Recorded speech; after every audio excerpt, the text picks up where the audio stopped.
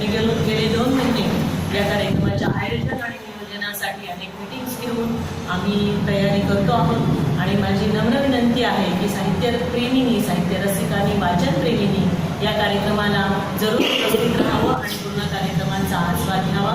आणि हा कार्यक्रम फक्त महिलांनी आयोजित केला असला तरी सगळ्यांसाठी खुला.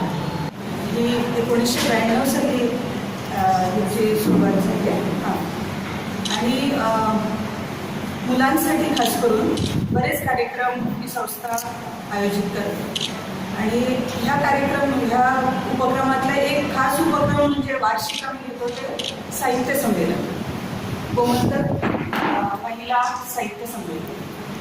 15 संमेलनं झालेली आहे आणि हे आता 16वं गोमंतक महिला साहित्य संमेलन यंदा 30 डिसेंबर रोजी राजीव गांधी कलामंदिर येथे होणार आहे. आणि ह्याला आपल्याला आर्ट अँड कल्चर, कला आणि संस्कृती केंद्र आणि राजीव गांधी कलामंदिर यांचं सहकार्य आम्हाला लाभलेलं आहे.